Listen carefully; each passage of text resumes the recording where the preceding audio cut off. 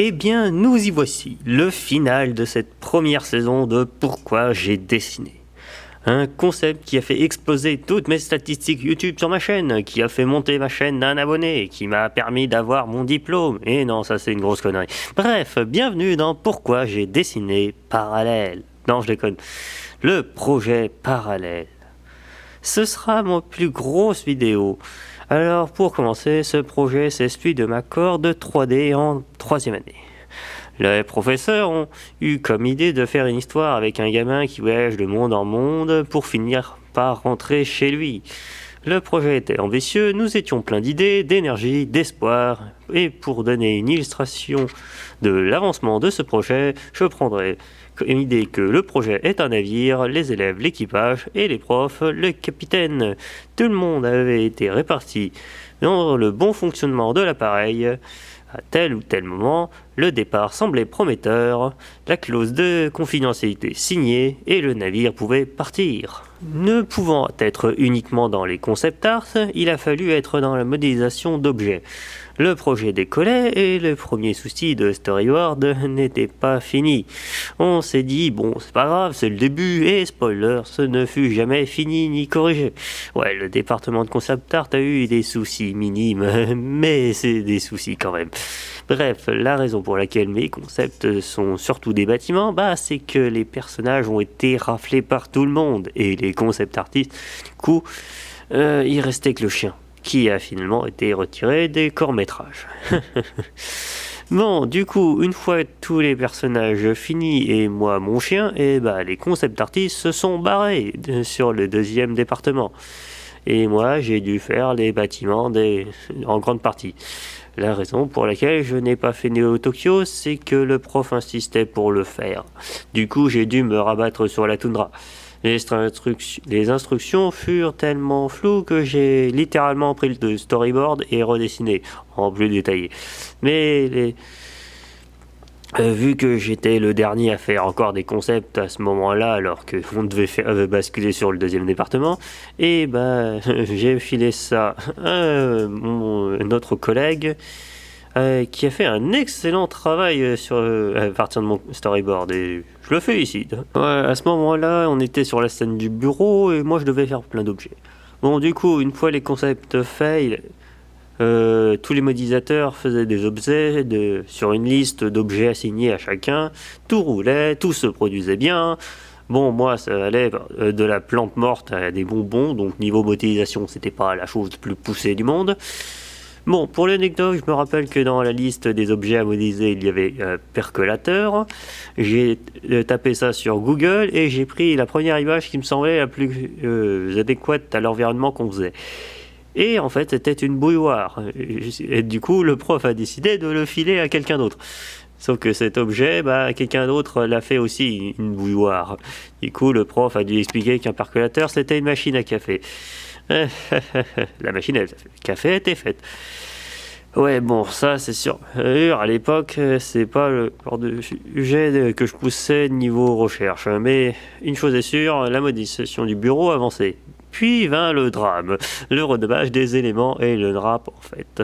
On fonctionnait comme une simulation d'entreprise. Donc chaque département faisait une étape et la passait à un autre département suivant. Sauf que pour éviter que tout problème au département suivant se fasse, il fallait bien renommer ces éléments avant de les refiler.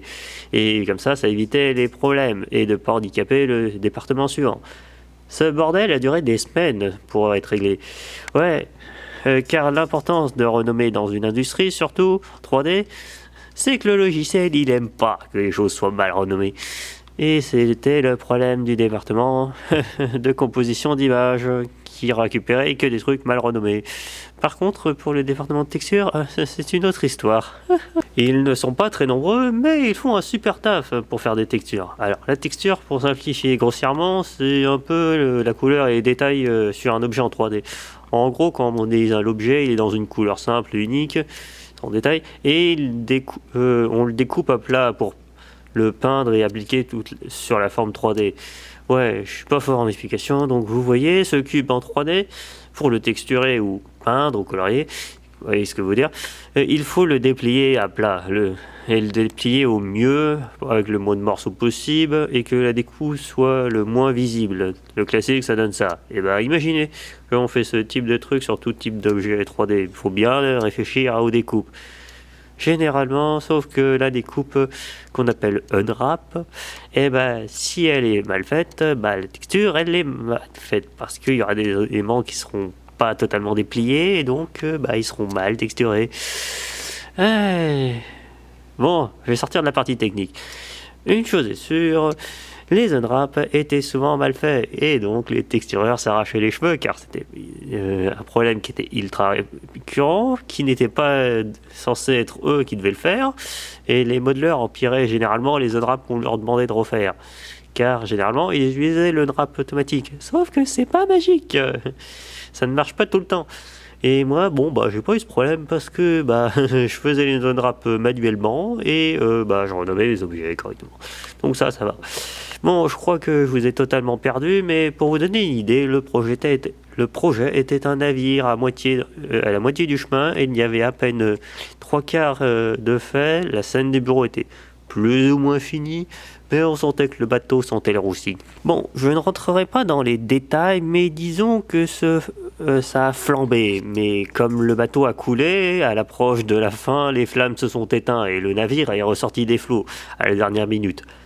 Bon, en gros, c'était la panique, il y a eu des nuits blanches, des départements, des crises, des gens qui étaient à 1000% de leur capacité, pendant que d'autres quittaient le navire et utilisaient des morceaux pour leur intérêt personnel.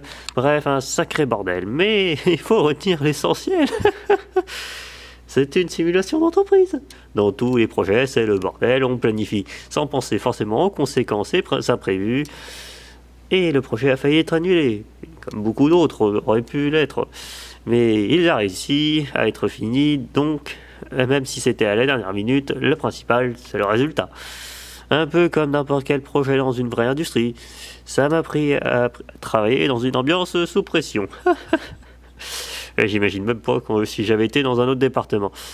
Je conclurai en vous disant de voir ce court-métrage pour nous soutenir dans la souffrance et le travail fourni dans l'ensemble pour ceux qui se sont sacrifiés beaucoup de temps personnel et leur santé mentale, que ce projet a pu ne pas être annulé du coup grâce à eux. Certes, l'histoire, voilà, mais bon, au moins c'est beau et complet surtout.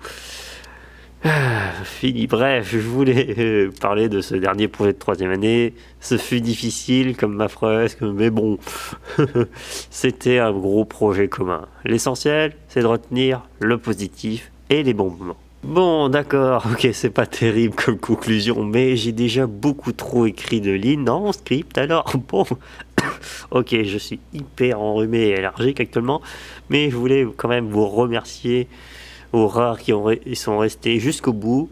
Alors, à l'heure actuelle, j'ai eu mon diplôme, donc je retiens le positif. Le monde du travail m'attend, et je ne sais pas si je pourrais refaire de nouvelles vidéos, mais je suis sûr que je continuerai de dessiner.